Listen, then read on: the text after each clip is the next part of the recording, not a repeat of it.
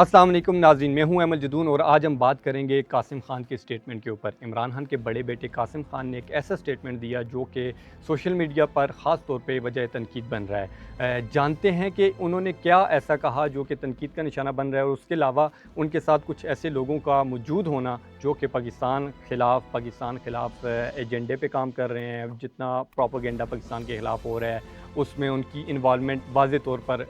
نظر آتی ہے۔ ان کا اس قاسم خان کے اس میٹنگ میں ان کے ساتھ موجود ہونا آلریڈی اس پوری جو کہانی ہے اس کے اوپر سوالیہ نشان کھڑا کر رہا ہے۔ تو سب سے پہلے ہم جانتے ہیں قاسم خان نے کیا کہا۔ قاسم خان نے اقوام متحدہ کی ایک سائیڈ لائن میٹنگ میں اپنے والد کی رہائی کا مطالبہ کیا، اور اس کے علاوہ انہوں نے پاکستان کے اوپر مختلف الزام لگائے کہ پاکستان میں انسانی حقوق کی خلاف ورزیاں ہو رہی ہیں، پولیٹیکل انسٹیبلٹی کی بات کی انہوں نے۔ اس کے علاوہ انہوں نے پاکستان میں جو گورننس کے مسائل ہیں ان کے بارے میں تنقید کی اور اس کو بھی ہائی لائٹ کیا، اس کے بارے میں بھی انہوں نے الزامات لگائے۔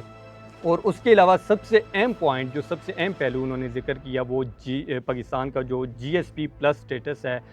جو کہ یورپ کی جانب سے پاکستان کو ملا ہوا ہے، اس کو ختم کرنے کی بات کی۔ ناظرین، یہ جو جی ایس پی پلس سٹیٹس ہے اگر یہ ختم ہو جاتا ہے تو اس سے پاکستان کا کتنا نقصان ہوگا، اور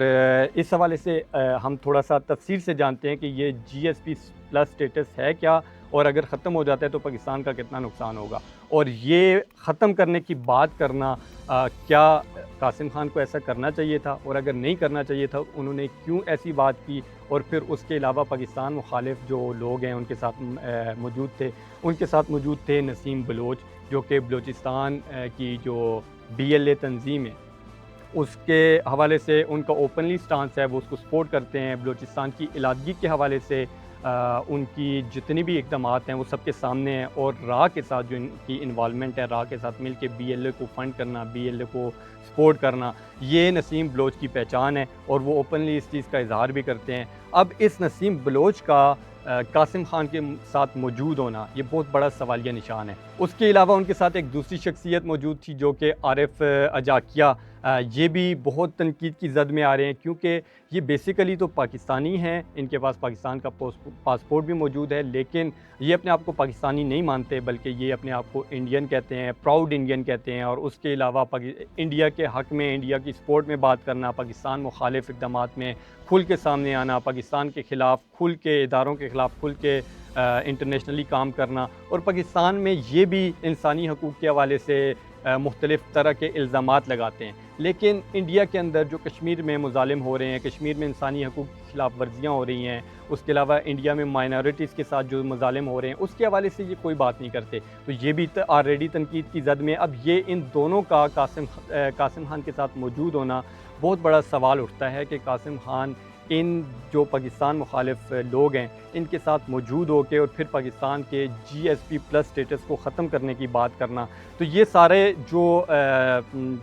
کڑیاں ہیں یہ جا کے ملتی ہیں کہ یہ واضح طور پہ کوئی بیرونی ایجنڈا ہے جو کہ انڈیا کا ایجنڈا، کیونکہ انڈیا ہمیشہ سے چاہتا ہے کہ پاکستان کسی بھی طرح ترقی نہ کرے، پاکستان کی اکانومی کو وہ خراب کرنا، پاکستان میں ٹیررزم پھیلانا، بی ایل اے کو سپورٹ کرنا۔ اب یہ ساری چیزیں اگر آپ جوڑیں تو یہ ساری چیزیں ملتی ہیں کہ انڈیا باقاعدہ طور پہ پروپیگنڈا کر کے پاکستان کے خلاف ایک مہم چلا رہا ہے، ایک ایجنڈا چلا رہا ہے، اور قاسم خان چاہتے ہوئے یا نہ چاہتے ہوئے اس ایجنڈے کا حصہ بن رہے ہیں، اور وہ کھل کے پاکستان کا جی ایس پی پلس سٹیٹس ختم کرنے کی بات کرتے ہیں، جس وجہ سے سوشل میڈیا کے اوپر لوگ کھل کے ان کے اوپر تنقید کر رہے ہیں۔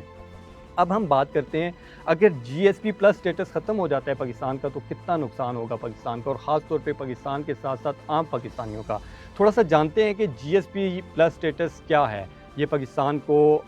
یورپ کی جانب سے ملا ہوا وہ سٹیٹس ہے جو کہ یورپ ان ڈیولپنگ کنٹریز کو دیتا ہے جن کی ایکسپورٹ اور ان کو اکانومی میں اس سے مدد ملتی ہے۔ یہی وجہ ہے کہ پاکستان کو جی ایس پی پلس سٹیٹس ملا ہے، جس کی وجہ سے پاکستان کی ایکسپورٹ کا 30 سے زیادہ پرسنٹ، تقریباً 30% سے زیادہ جو ہماری ایکسپورٹ ہے وہ یورپ میں جاتی ہے، اور اس یورپ میں جی ایس پی پلس سٹیٹس ہونے کی وجہ سے ہمیں اس میں انسینٹیوز ملتے ہیں، اس میں ٹیکسز کی کمی اور ٹیکسز کی چھوٹ ملتی ہے، اور اسی وجہ سے پاکستان کو تقریباً 6 سے 7 ارب یورو سالانہ فائدہ ہوتا ہے۔ تو اگر یہ جی ایس پی پلس سٹیٹس ختم ہو جائے گا تو پاکستان کا تقریباً 6 سے 7 ارب یورو کا سالانہ کا نقصان ہوگا۔ اس کے علاوہ ہماری ایکسپورٹ کا جو 30% یورپ میں جاتا ہے اس میں ہمیں ٹیکسز میں اضافہ ہو جائے گا، وہ جو ہمیں ریونیو آتا ہے وہ آنا ختم ہو جائے گا، تو ہماری اکانومی آلریڈی ایک چیلنجنگ فیز میں ہے، تو اس میں مزید ایک طرح سے اکانومی میں نقصان ہونا شروع ہو جائے گا۔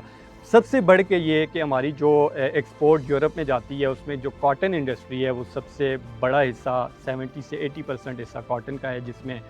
پاکستان میں انڈسٹری لگی ہوئی ہے اور لاکھوں لوگ اس انڈسٹری میں کام کرتے ہیں۔ اگر جی ایس پی پلس سٹیٹس ختم ہو جاتا ہے تو اس سے ہماری جو ایکسپورٹ ہے یورپ میں جانے والی وہ بند ہونے کا خدشہ ہے، وہ بند ہونے سے ہماری انڈسٹری بند ہوگی، جس سے لاکھوں لوگ بے روزگار ہو جائیں گے۔ تو یہ صرف ایک سٹیٹمنٹ نہیں بلکہ یہ پاکستان کے خلاف پاکستان کی اکانومی کو ڈیمیج کرنا اور پاکستان کے عام لوگوں کو ڈیمیج کرنے کی پوری ایک مہم ہے، جس کا حصہ قاسم خان بنے ہیں۔ اسی وجہ سے ان کو تنقید کا نشانہ بنایا جا رہا ہے، اور گورنمنٹ آف پاکستان کا بھی یہی نیریٹو ہے، اور سوشل میڈیا پہ جو لوگ ہیں